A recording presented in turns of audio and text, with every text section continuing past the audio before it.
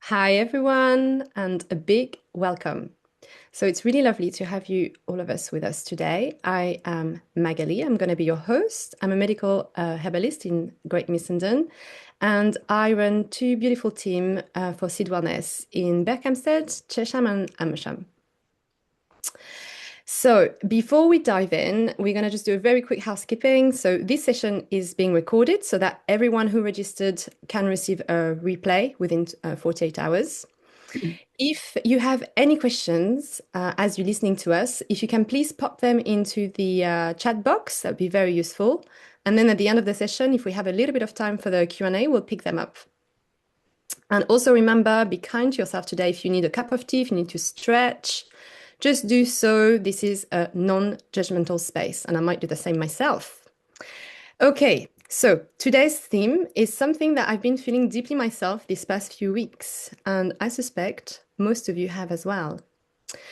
It's that familiar springtime feeling, the desire for a big reset, a bit of sprinkling around the house, the body, the mind, and the to-do list. So we might be looking at social media and see everyone else apparently launching new projects, starting intense workout regimes, or juicing everything at sites.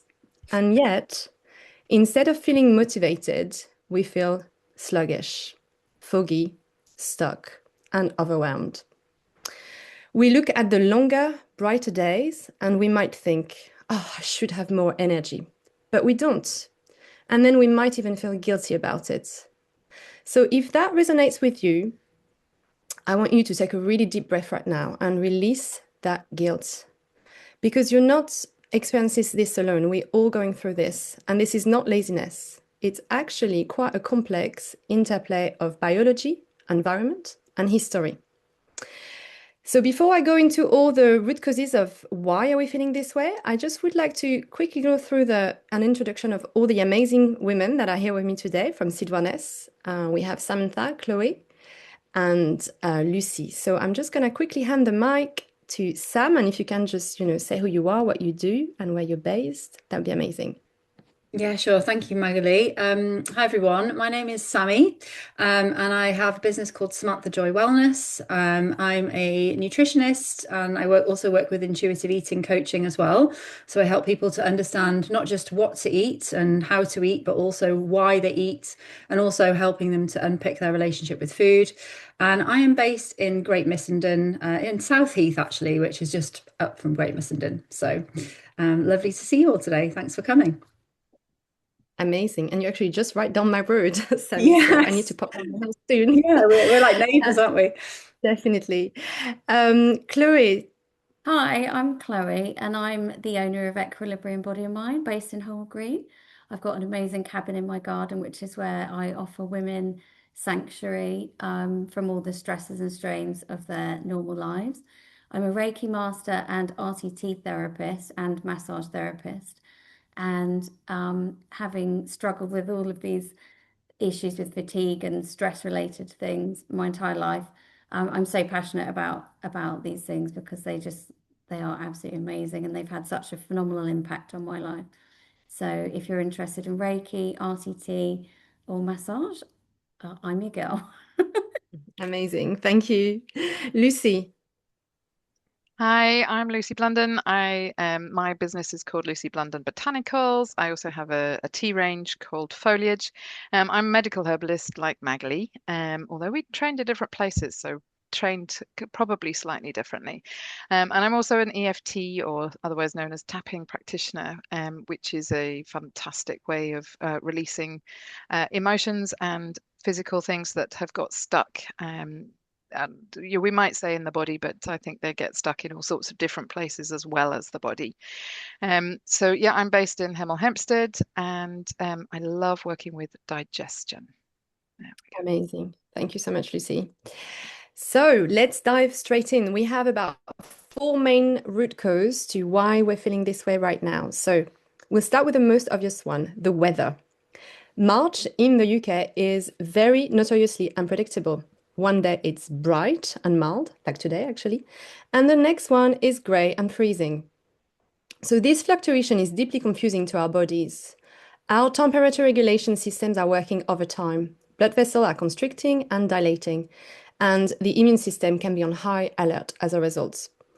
And the impact of this is exhaustion, pure and simple. This constant physiological adjustment can drain our energy that would otherwise be used for mental clarity and motivation. So we're basically constantly in a low-grade state of adaptation with stress, and that can manifest as fatigue or brain fog. Then we have a second root cause, which is the increasing daylight, and that's a powerful biological signal. When light hits our eyes, it suppresses melatonin, that's the hormone to help us sleep, and it boosts the serotonin, which is the mood and wakefulness hormone. So this is, evolutionary speaking, a wonderful thing, but when there is when there is too much light suddenly in with our modern lifestyle, it means that we're not getting that light exposure in a balanced way. We spend our days indoors under this artificial light with all the LED in the rooms, and then we're suddenly exposed to brighter evenings, which can delay melatonin production and disrupt sleep onset. So, just to give you a little bit of statistic, the research shows that daylight exposure influences the timing of our internal clock by about 2 hours. So if our clock is out of sync, everything suffers: energy, mood, cognitive function. And it's almost like feeling jet lag. And the last layer to this is that when our sleep is disrupted, our brain's ability to clear waste product is reduced. So the fog becomes a physical reality inside our heads. The cause number 3 is social pressure. So the little bit about the springtime, what we should be doing. And that's a really big one in this day and age. So there is immense cultural pressure that arrives with that. Fitness industry ramps up with the get back to your beach body. The cleaning products adverts tell us it's time to sprinkling the house. The social media fills people with launching new businesses, starting new hobbies, starting new projects. And everyone there looks like they're thriving. So we kind of internalize this as a list of shoulds. I should be more productive. I should be thinner. I should have a new project. I should be happier. And another statistic here, which was done by the American Psychological Association, is that seasonal change, particularly the transition into spring, can be a significant source of stress for many people. And that's directly linked with this kind of perceived social pressure to do more all the time. So it really creates a toxic cycle, and we feel foggy and we do less, and we see others doing more. So we're really feeling guilty and a bit failure. The last root cause is the ancestral memory, and I really, really like that one actually. So if we go back a little bit deeper, thousands of years, so for the vast majority of human existence, spring was not a time of abundance. It was actually a time of scarcity.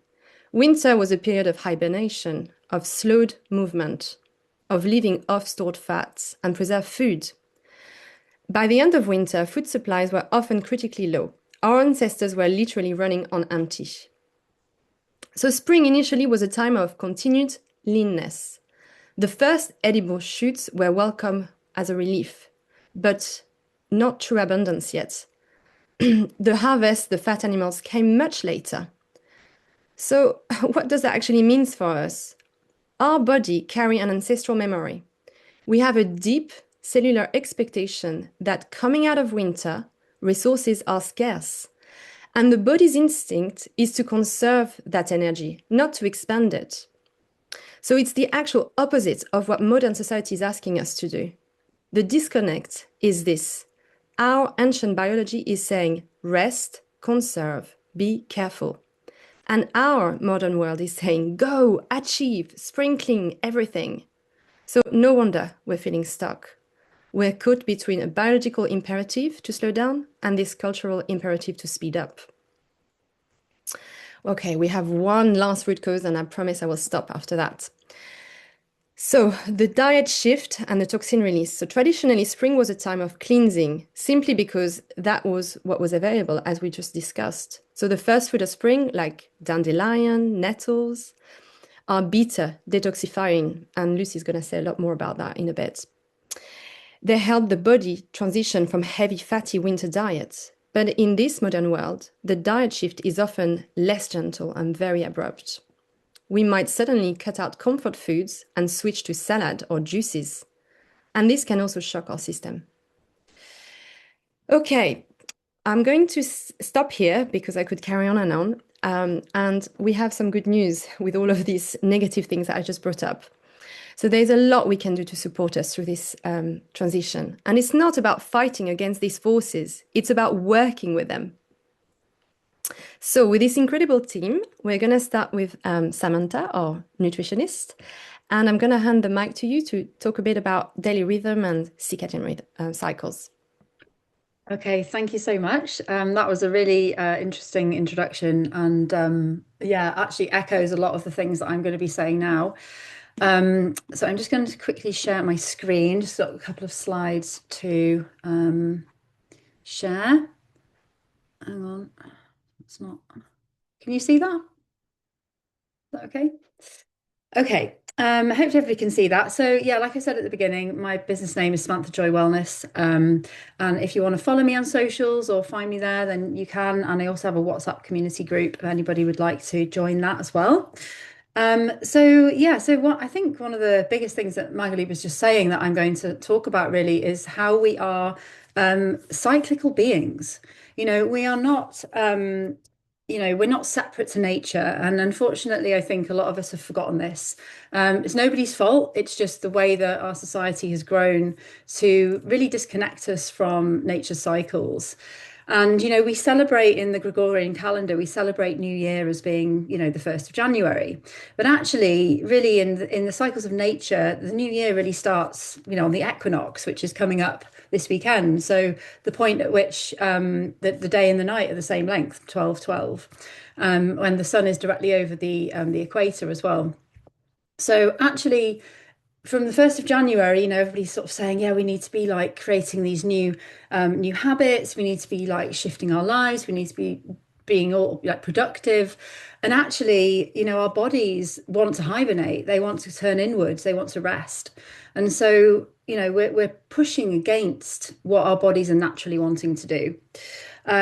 So it's really important to remember that actually we are governed by nature, and that, even though our minds are telling us one thing and society is telling us something else, our bodies are actually driving the show. So when we have this conflict, that just then leads to this kind of feeling of imbalance, and that can manifest in multiple different symptoms. That feeling of stagnation, heaviness, fatigue, brain fog, also things like, just feeling depressed and anxious as well.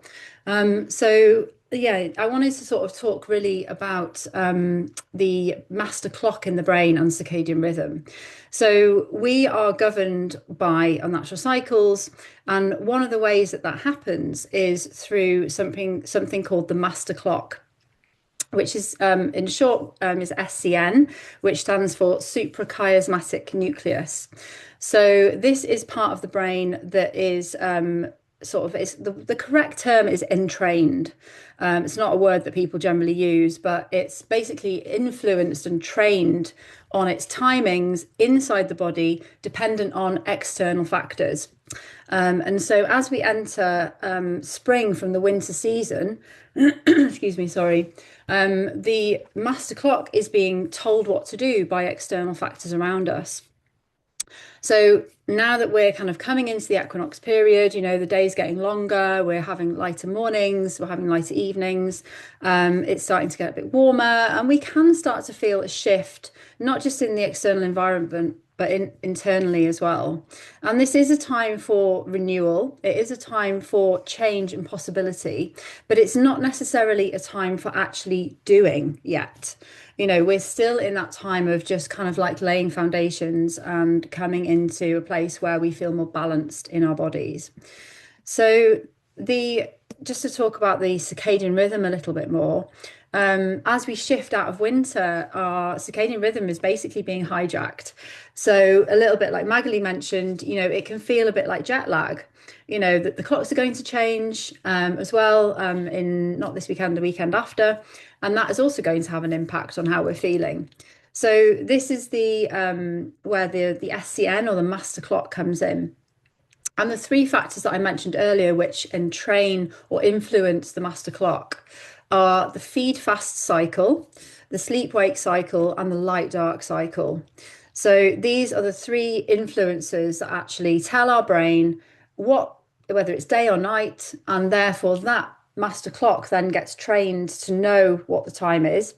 That master clock then gives the signals to all the other clocks in the body. And actually, science and research has shown us that every single cell of our body has its own internal clock, which I think is amazing. And that little internal clock in every single cell is then determining the speed of all the chemical reactions and all the metabolic reactions that are happening inside that cell as well. And I was really surprised to learn this when I did my master's. I actually did my dissertation on the circadian rhythm and how jet lag impacts that and metabolic health. And I was really interested to learn that the most important influencer of the circadian rhythm and the master clock is our feed fast cycle. So what you eat and when you eat really does matter. And it can have a huge impact on how good you feel, not just physically, but also mentally as well. You know, mental clarity, memory, brain fog, all of those things can be influenced by when you're eating and what you're eating as well.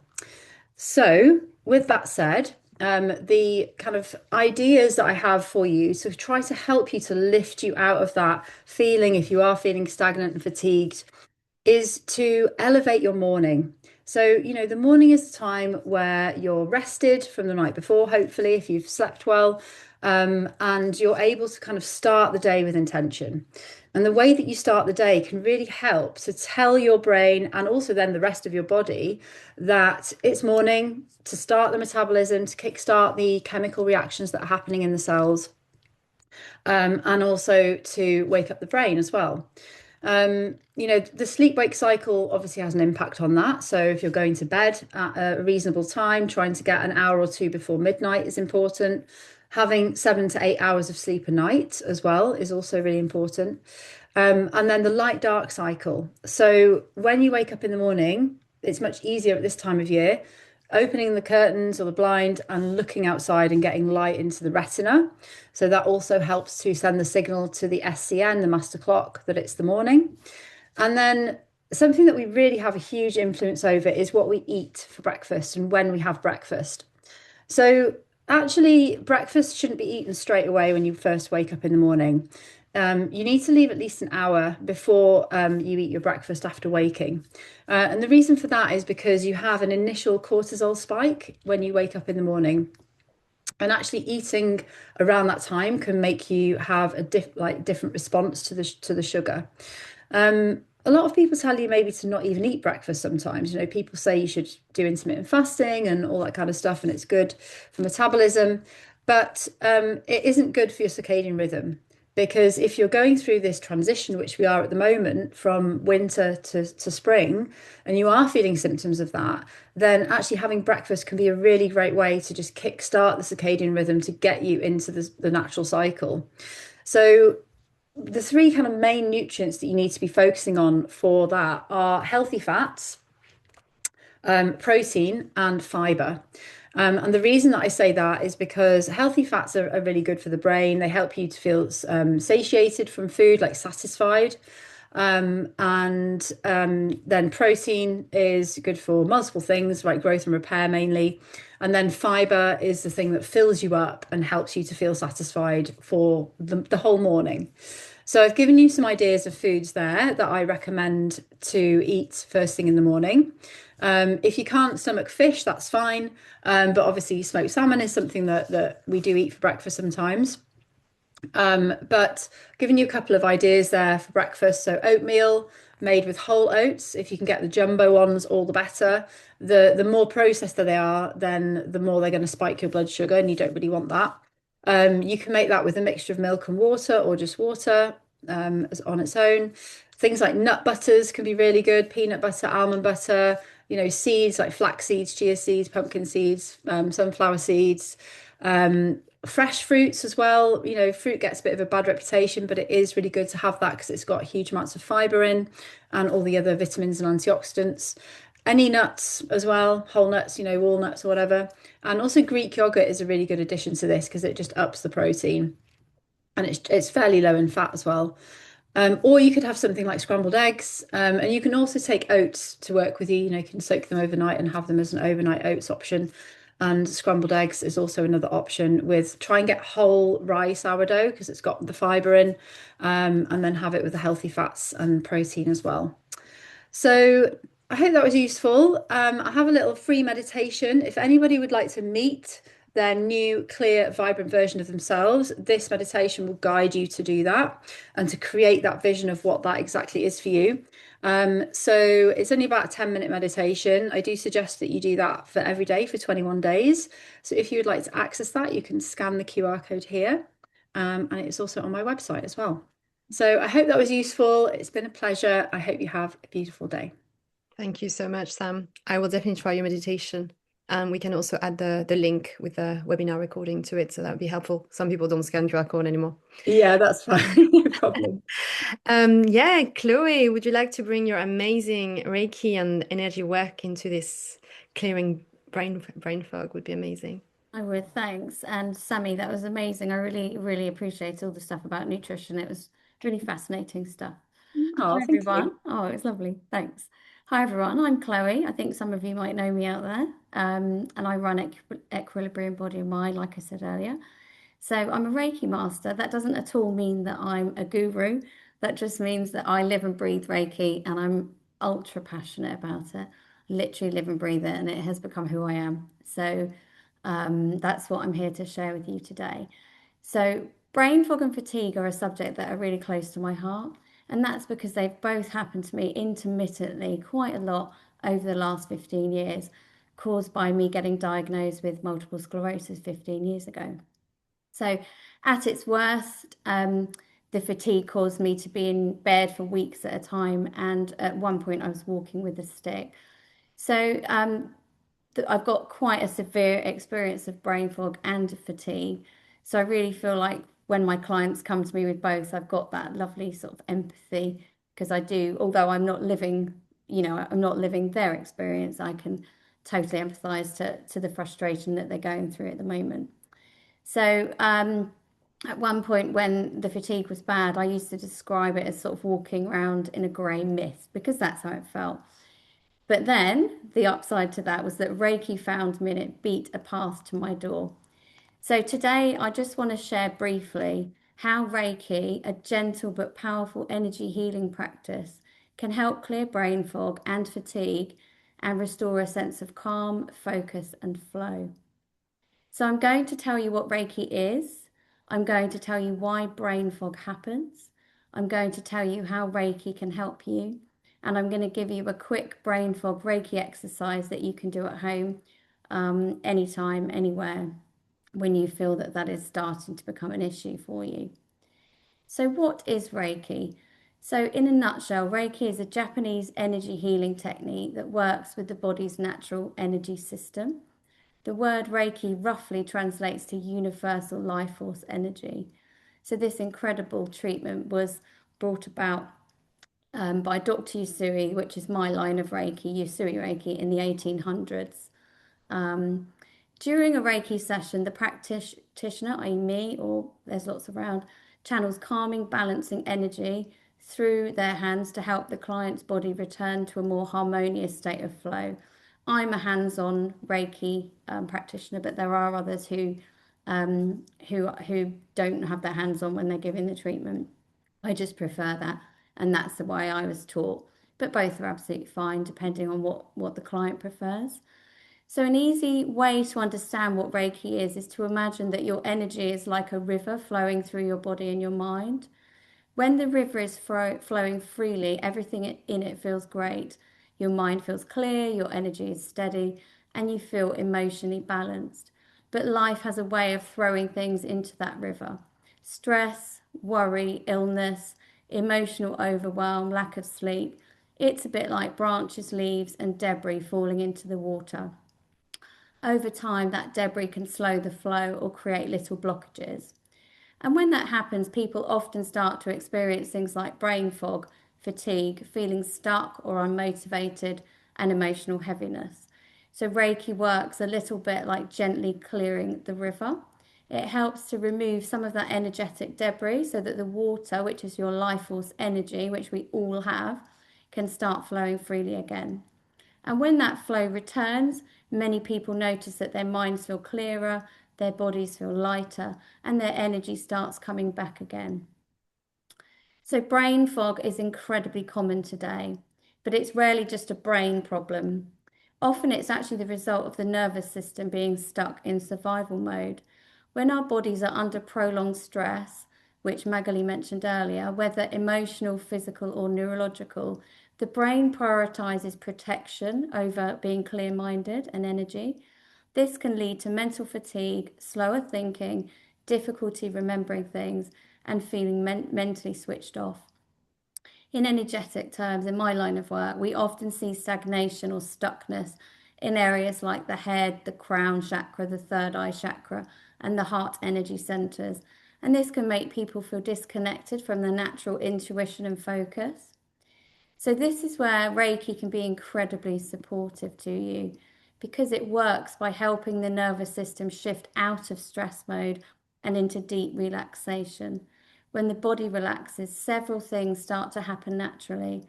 First, mental clarity improves.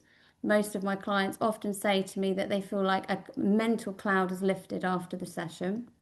Second, Reiki helps rebalance the body's energy flow, particularly in areas where energy feels stuck or heavy.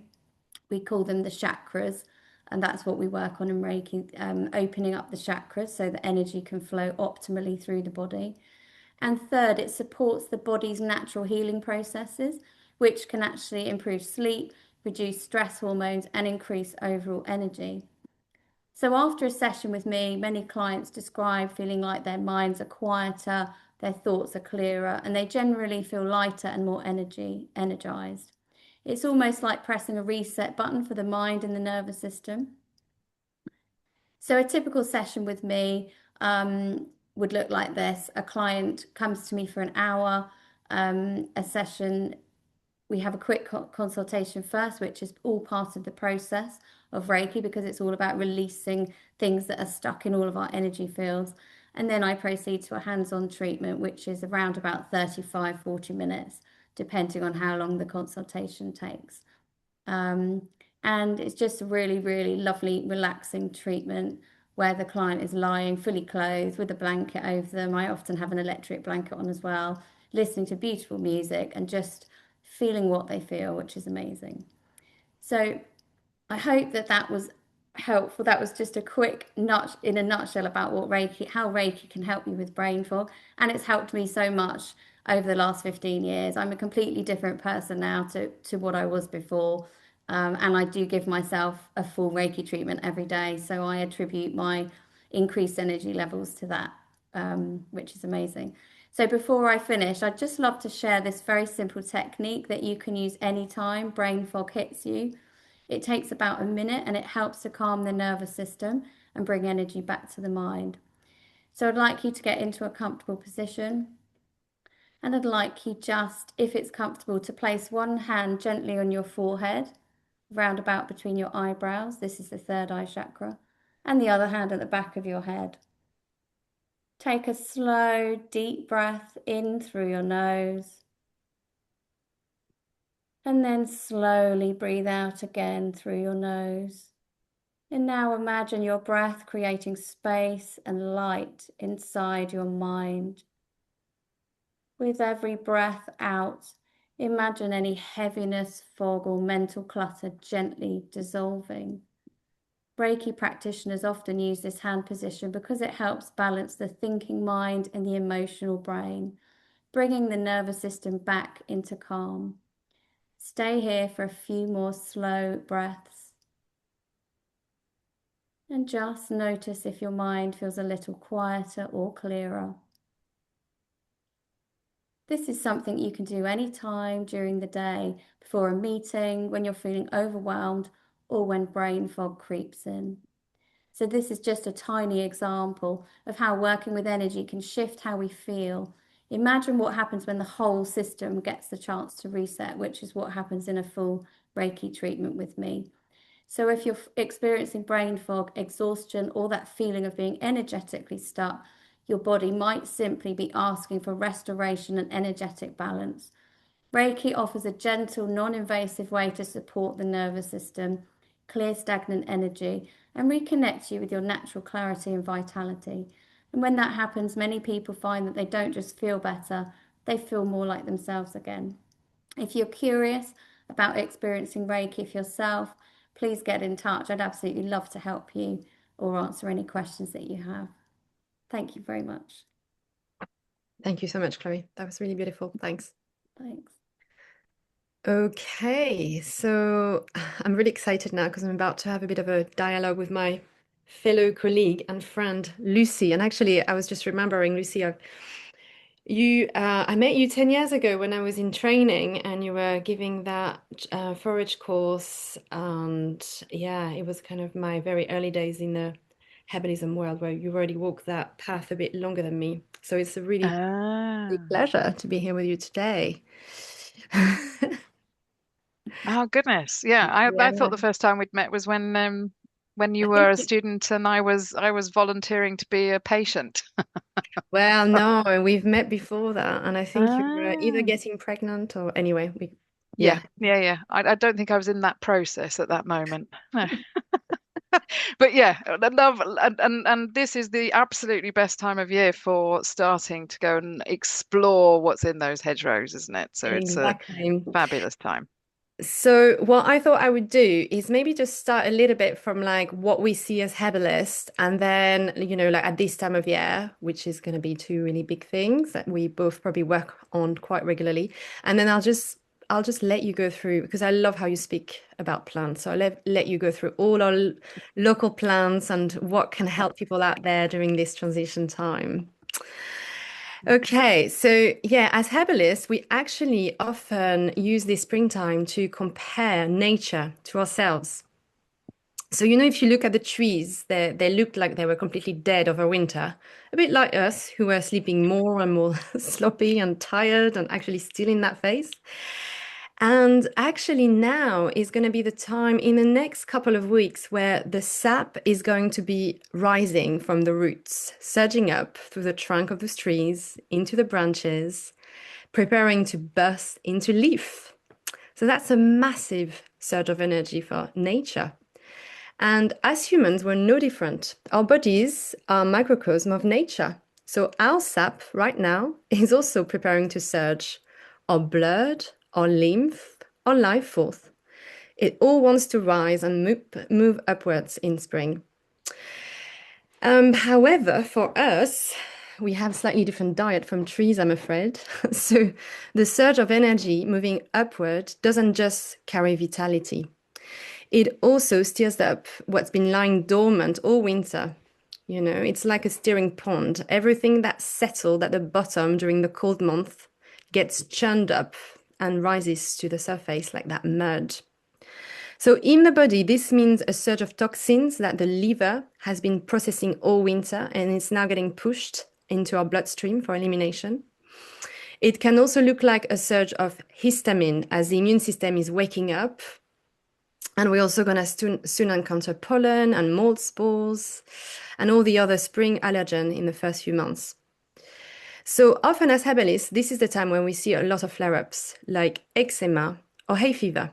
And these are the main two examples. So if I start just a little bit with hay fever, that's very much linked to what I've just mentioned. It's the histamine surge. The immune system is over-responding, because it's been relatively dormant and it's now confronted with an explosion of pollen.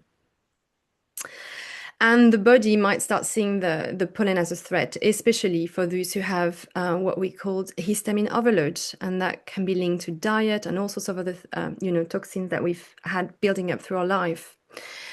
But for the hay fever, it will look like a sneezing attack, watering eyes, congestion. And actually, for some people, it's even really mild. They might just bend down and notice heaviness in the sinuses or a very mild itchy throat. But that kind of makes sense because you think, okay, this is pollen time, so it's normal. And the other one that I always found interesting as a herbalist is eczema, because eczema flares up are also very, very common at this time of year. That's when the skin is trying to eliminate what the liver can't process fast enough. So the liver is the primary organ of spring. It's responsible for filtering and processing the toxins. But if it's been overwhelmed by rich winter foods, by stagnation, and by alcohol and everything else, then it's going to really struggle, and it will push that loads out through the skin. Because it then becomes the only exit route, and it gets angry, inflamed, and itchy. Okay, so this is usually that kind of philosophy that we use, and I would love to now go with Lucy, because there are some amazing plants that can support the lymph, the liver, the blood. So I'm going to hand over the mic, and then I'll take it again after, because the other thing people don't know is we also work with diet as herbalists. So I'll just give 2 little advice on diets for this time of year. Lucy, over to you. Okay, thank you. Hello, everybody. It's nice to be here. I absolutely love this time of year when everything is really burgeoning. But I have to say, I think I probably identify it personally at the moment with the red inflamed, angry, and itchy kind of feelings. I think that transitional time is really quite tricky. I'm not red, angry, and inflamed. I just feel like my body is resisting this shift. But one of the things that that is absolutely abundant at this time of year are the plants that are really supportive to us during this kind of time. So I'll start with cleavers, which is also known as sticky weed. And if any of you have small children, you will be very aware of sticky weed, because you'll probably have it all over your backs at this time of year. That ha ha ha, sneaky from your children putting it on your clothes. And if you have pets in the summer, you'll have the seeds throughout their fur. Sticky weed or cleavers is a lymphatic support herb. And if you've ever stroked your hand along a bit of cleavers, you will feel that it's got all these tiny, tiny little hooks. And my skin is very sensitive to those, and I will look like I've been kind of literally ripped raw if I don't wear gloves and things when I pick it. But if you imagine all those tiny little hooks are virtually going through your lymphatic system, a bit like a scouring pad, and it's literally clearing through. This is one of the kind of key actions of cleavers, the sticky weed, and it's a beautiful herb at this time of year. And I will come to what you can do with it when I've spoken about the other ones as well, because you can put them all together if it feels like the right thing for you. It's on an emotional level. Cleavers is also really supportive for times of change, which is exactly what's happening to us at the moment. Our bodies, the seasons, everything is changing at the moment. And cleavers gives you that sense of breathing space, that the hiatus, and a little bit of serenity in our full lives. So imagining it as a kind of a lymphatic scouring brush, because obviously your immune system, don't forget, is in your lymphatic system. So that combination is incredibly supportive. Then we've got the and cleavers is growing everywhere. You may or may not know it. I'm going to just do a public safety announcement, kind of, just make sure you get the right thing if you're thinking about foraging. People do untold silly things. So, I don't want to bang on about that, but just make sure that you know what you're actually getting, and ask somebody like me and Magalie if you're not sure. So the next herb that is absolutely fantastic at this time of year is the fresh leaves of the dandelion. So the new spring leaves, the little ones, that are all bright green and much more flexible, much more bendy, than they are when they're later on in the year. It's not that they're bad later on. It's just at this time of year they're much more palatable in a salad, and they have a nice bitterness that will stimulate your digestive system, starting from the mouth, getting that getting everything working and preparing. But dandelion is a different kind of cleanser. The leaf, I mean, I always use this when I'm doing talks, but I always talk about dandelion as everybody's heard the folk story that if you pick a dandelion, you're going to wet the bed. And even in French, it's called pissenlit, which I don't think leaves much to the imagination. So, there's this kind of perpetuated thing, and we tell children, oh, don't pick a dandelion, you'll wet the bed. Most people that I've spoken to have never actually wet the bed after picking a dandelion, but what dandelion does do is it acts as a diuretic. So there we've got our lymphatic system with cleavers. Here we've got the urinary system, which is another detoxification and elimination support. So dandelion coming into your life, into your salads maybe, or maybe, I mean, you can chop it and put it in a risotto like you can with your nettles. But and also the drink that I'm going to explain to you shortly is a wonderful way to kind of to help support you and your sort of burgeoning movement out of the winter and into spring. So on an emotional level, dandelion can be really supportive for anger.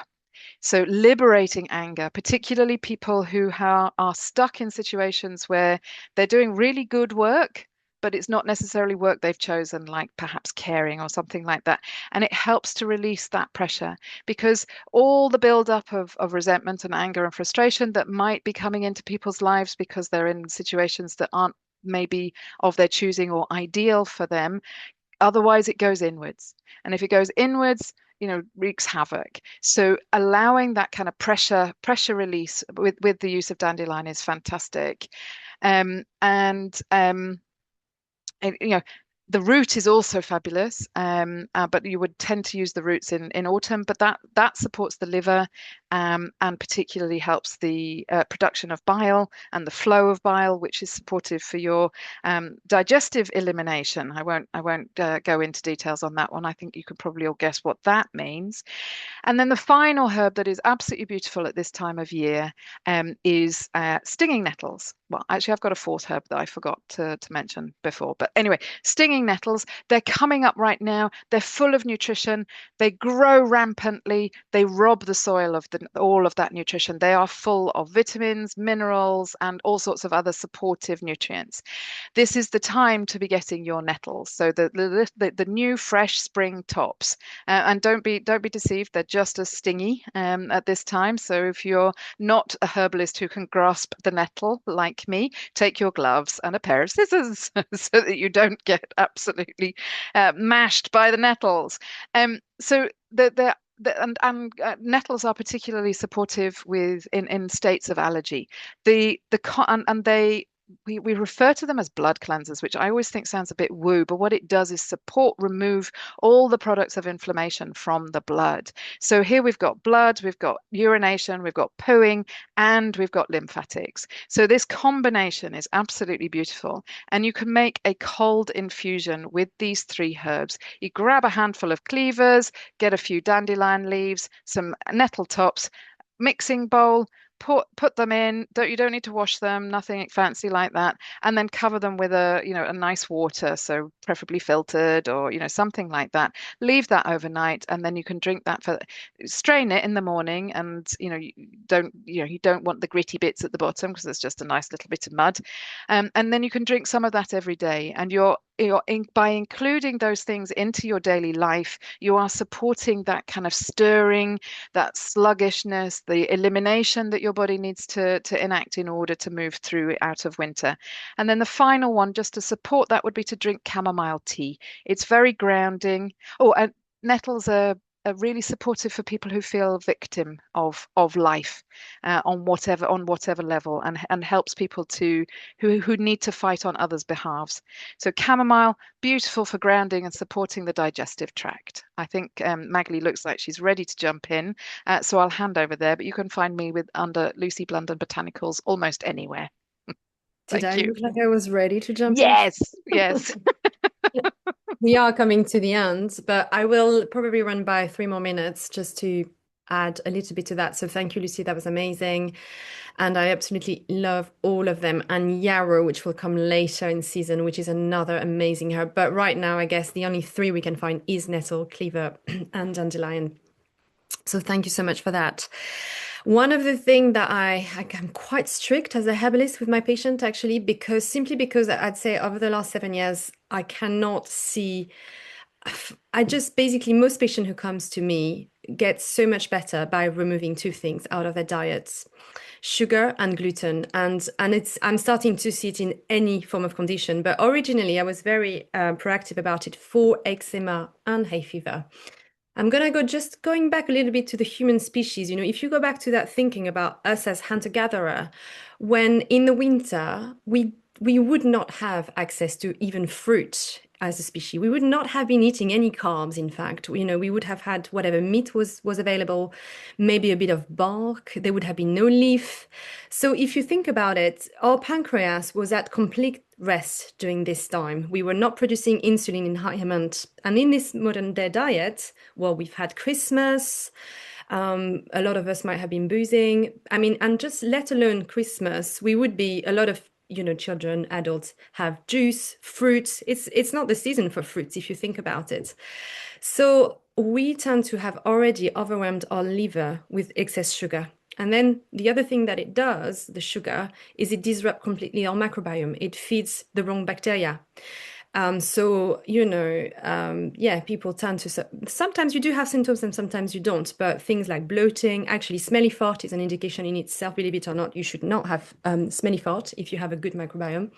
Regular bowel movement is really important. And if all of these things are not there, it's already indicating issue in the microbiome. And that has a direct impact on your immune system and on the histamine overload.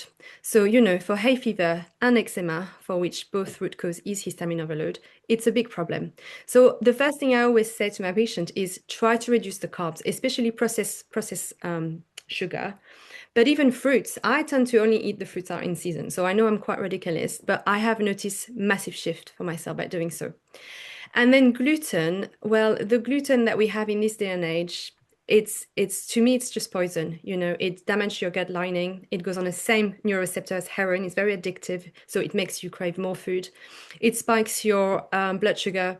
Most people with autoimmune know that you have to stay away from it, but it's no different, and it's a big trigger for eczema and hay fever. Unfortunately, it's not a fast one, so you kind of have to remove gluten for quite a long time for your body to actually have enough time to get space to recover and for the inflammation to go down. So it's not like you're going to remove it and 3 weeks later everything is going away. However, what I often recommend is take it out for 3 weeks. Just start with a very small target, 3 weeks, and then check yourself. Has my bloating gone down, or am I realizing that actually I was bloated and now I'm not anymore? Have you stool changed? It's just very simple things. Is my mood different? Am I eating less? So that would be the main two things that I would recommend as part of your spring detox, which I'm not sure I'm a fan of that word, is, yeah, just check in your diet. And one last thing that you're very welcome to ask on a separate message or, when I send the webinar, I often recommend people to do a blood glucose monitoring at home just to see what is your blood sugar doing, because actually that will give you live information. And all my patients go on that protocol.